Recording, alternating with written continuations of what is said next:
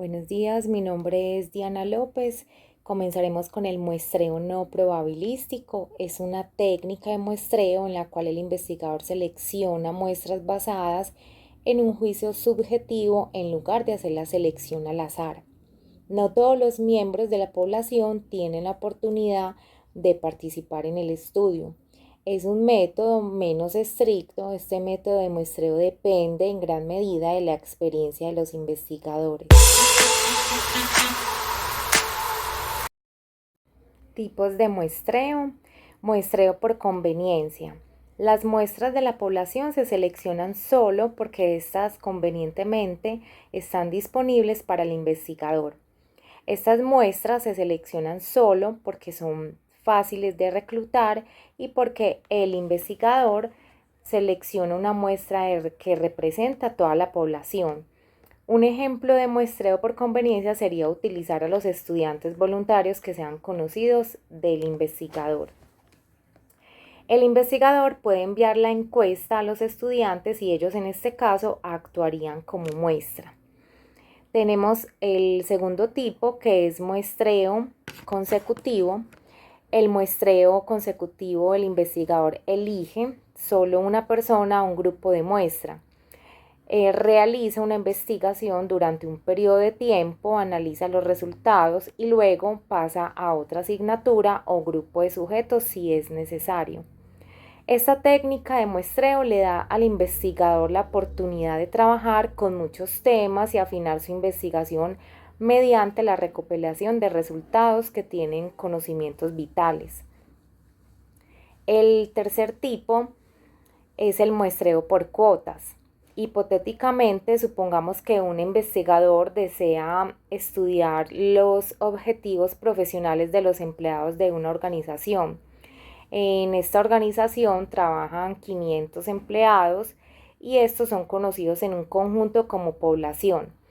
Para comprender mejor una población, el investigador no solo necesitará una muestra, no a toda la población. Además, el investigador está interesado en estratos particulares dentro de la población y es aquí donde el muestreo por cuotas. Entonces ahora vamos a hablar del tercer tema, que es básicamente la planeación del trabajo de campo. Entonces, para hablar del trabajo de campo, tenemos que tener en cuenta distintos pasos para poder, pues, digamos, hacerlo de una manera eficiente. Entonces, lo primero que vamos a hacer es reclutar un grupo de investigadores especializados, ¿cierto? Sobre todo en trabajo de campo, porque digamos que es muy distinto, pues existe un tipo diferente de investigadores. Entonces, para este tipo de investigación necesitamos específicamente unos que sean buenos o que sean expertos en trabajo de campo. Como segundo, debemos elegir un método de trabajo de campo que se debe adecuar para el tema de investigación y se debe tener en consideración tanto los objetivos como el tipo del estudio y la duración y sobre todo y no menos importante, o diría yo que es lo más importante, el presupuesto, ¿cierto? En tercero, pues obviamente debemos visitar el lugar, hacer un acondicionamiento, hacer un reconocimiento de la zona, del sector donde vamos a empezar a hacer nuestro trabajo de campo, porque es muy importante para que cuando se vaya a empezar a hacer la investigación ya haya una familiaridad del investigador con el entorno y sea mucho más concluyente el estudio, por así decirlo. Como cuarto tenemos analizar muy bien los datos tomados en la fase del campo, es decir, debemos saber muy bien cuáles fueron los ítems que se sacaron de la investigación para poderlos analizar de una manera correcta y poder dar pues como una solución o poder estar seguros de que esos datos nos van a servir para dar respuesta a nuestra pregunta de investigación. Y por último, uno de los últimos pasos es comunicar pues como los resultados de ese trabajo, ¿cierto? Ya sea pues algún trabajo de investigación, un artículo, pero digamos que es plasmar todo eso que conseguimos en el trabajo de campo, plasmarlo directamente a una comunicación escrita, ¿cierto? Para que ya quede pues como el registro de básicamente qué fue lo que logramos y qué fue lo que estaba buscando la investigación. Eh, Obviamente, como en todo, existen ventajas, existen desventajas. En este caso, digamos que, por ejemplo, una gran ventaja es que pueden existir datos muy detallados. Debido a que estamos en el lugar de los hechos, entonces, pues digamos que se puede tener más la mejor conocimiento y comprensión de la naturaleza de los fenómenos. Es decir, como estamos conviviendo con el fenómeno, entonces es más sencillo que pues el investigador se empape y lo comprenda de una mejor manera. Como segundo, pues vamos a descubrir nuevos hechos. Es decir, cuando estamos ahí en el momento del trabajo de campo, vamos a darnos cuenta, digamos que de pronto existen cosas subyacentes a lo que nosotros estamos investigando, pero que puedan llegar a ser relevantes dentro de nuestro desarrollo investigativo, ¿cierto?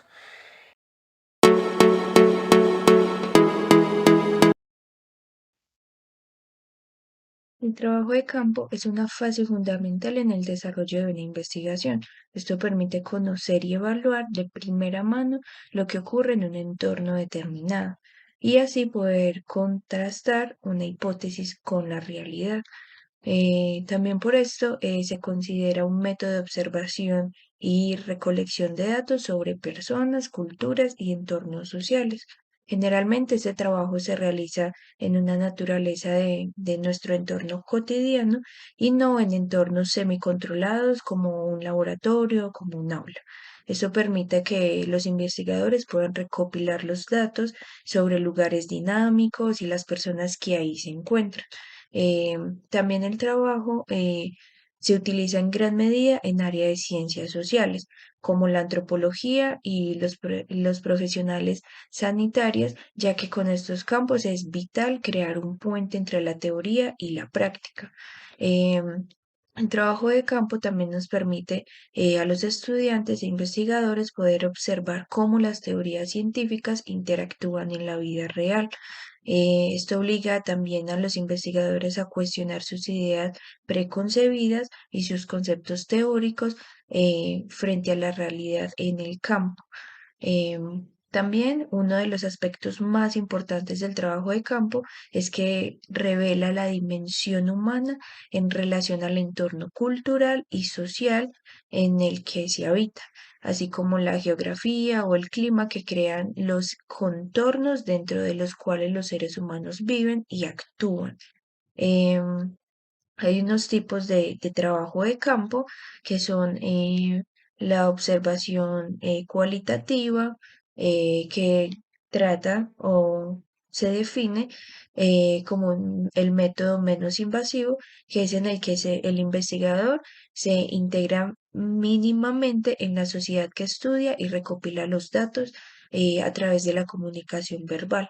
También tenemos la observación participante, que es un método de trabajo del que también se aplica principalmente en la antropología y exige que el investigador pueda desarrollar una relación íntima entre él y la cultura que están estudiando. Tenemos también la observación no participante, que a diferencia como de la que sí es participante, la observación es un método que consiste en recoger los datos entrando en la comunidad, pero con una interacción limitada con las personas.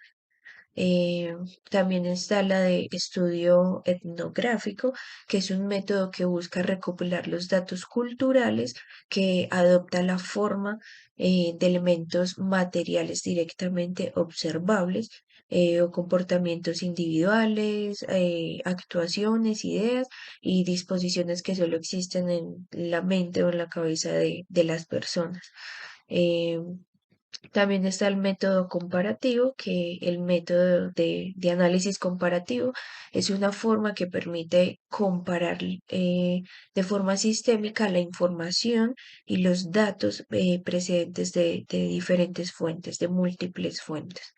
Entonces, consiste en un enfoque basado en probar múltiples hipótesis sobre diversos temas, por ejemplo, la eh, coevolución de las culturas, la adaptación de las prácticas culturales en el entorno y los términos de parentesco en las lenguas locales en todo el mundo.